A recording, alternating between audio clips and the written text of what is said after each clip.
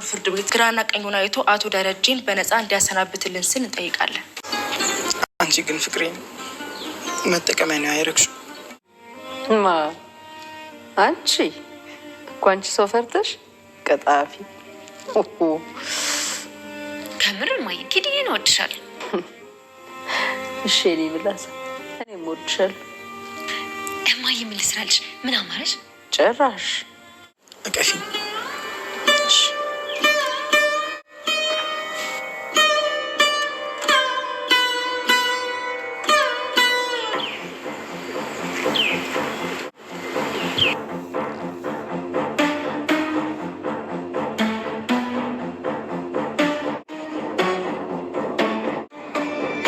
ልጅ ነው የሚገባው ማለት ከናትም ከአባትም የሆነ ወንድም አለሽ።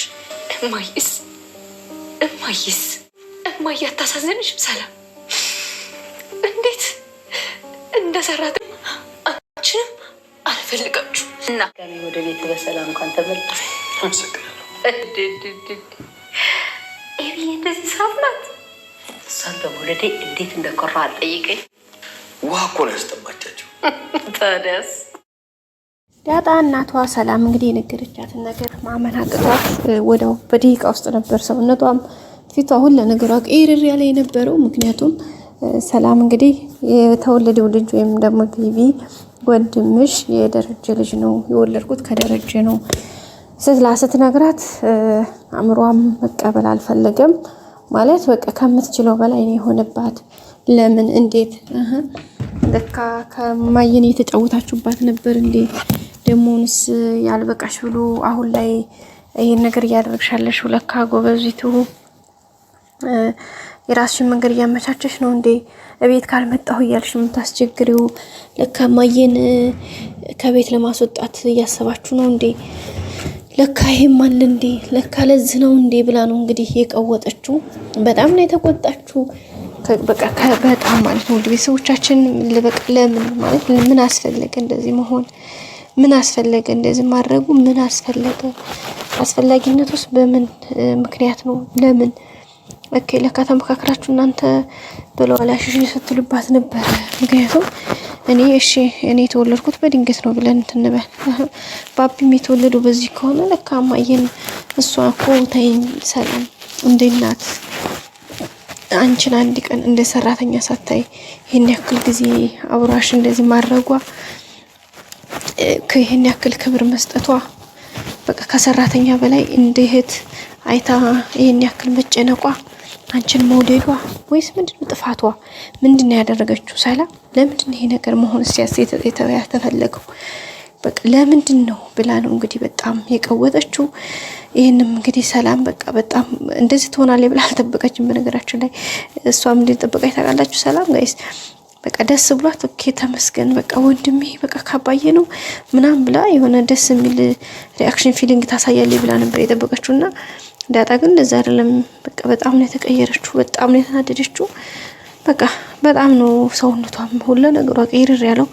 ከዛ በቃ ለምን ማለት እንዴ ዳጣዬ ይሄ እኮ አንቺ እንደውም ያስደስትሽ ነው የሚገባው ከአንድ እናት ከአንድ አባት አንቺ ከዛ ደግሞ እንትናለሽ እንዴ ምናምን ስትላት እንዴ ማየ እኮ እናት ነች እማዬ ለመሆኑ ምን አጎደለችብሽ? ምን አደረገች? ይሄን ያክል በደል ምን አደረገች? አንቺ ሌላ ወንድ አጣሽ? በቃ እንጃ ነው ማለት ጋይስ በቃ ሰላም ያልጠበቀችው ውርጅብኝ የገጠማትን በቃ ልክ በቃ ይሄን ሁሉ ስትናገራት ሰላም በቃ እንዴት አይተካትሽ እኮ ነው ምናምን እናቴን ብትሆኚ የእውነት ይሄን ነገር አንቺም አባዬም እንደዚህ ያረጋችሁ ከሆነ ያረጋችሁት ያንቺ እናትና አባት ያንቺም እናትነት የሱም አባትነት ይቅርብኝ በቃ እዚሁ ጋር ይበቃኛል ብላ ነው ውልቅ ላይ ሄደችው። በቃ ሰላም ይሄን ነገር ጋይስ የምር በጣም ነው የደነገጠችው። ምንም ማመን አልቻለችምና እንግዲህ ዳጣዬ እንዴት እንደዚህ ያለች ተረጋጊ እንጂ ምናምን ትላት ምንም መረጋጋት አልፈልግም በቃ ቻው ብላት ነው ብላት ውልቅ ያለችው። ሰላም እንግዲህ እንደገና ልመናና ነገሩ ይሄ ያልኩሽ ነገር ልክ አይደለም ውሸት ነው እንደው ቢሆን ምን አይነት ስሜት ይሰማሻል ብዬ ስላሰብኩ ብቻ ነው ይሄን ነገር እንደው ፊሊንግሽን ለማየት ነው እንጂ ሌላ ነገር አስቤ አይደለም ብላ ነው እንግዲህ እንደገና የመለሰቻት። እንደዛ ስታደርጋት ያው የምርሽ ነው ሰላም ልመንሽ የእውነት እንደዛ ነው ያሰብሽው? የእውነት እማዬን እንደዛ እየተጫወታችሁባት ነበረ ብላ ነው እንግዲህ የቀወጠችው። ሰላም ግን ማምለጫ ስለመሰላት በጣም ስለተናደደችባት ሁኔታው በጣም ከባድ እንደሆነና ለዳጣ እንኳ ይሄ ነገር በዚህ ልክ አእምሮዋን የረበሸው ነገር እንደሆነ ሲገባት በቃ ሰላምዬ ብላ ጥላ ስትወጣ እንግዲህ ሰላም እንደገና ሀሳቧን ቀይራ አይ ዳጣዬ አውቄ ነው ውሸቴን ነው እንደሱም አይደለም እንዴት ሊሆን ይችላል አንቺስ እንዴት አስብሽው እንደው ምን ትያለሽ ብዬ አስቤ ነበር እንጂ የእውነት ሆኖ አይደለም ብላ እንደገና ሀሳብ ለማስቀየር ነው እንትን ያለችው።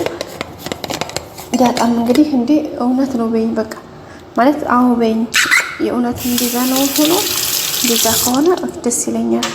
ምክንያቱም በጭራሽ ይሄ ያልሽው ነገር መሆን የለበትም ሊሆንም አይገባውም። ምክንያቱም እማዬ ማርታ በጣም ምርጥ እናት ናት።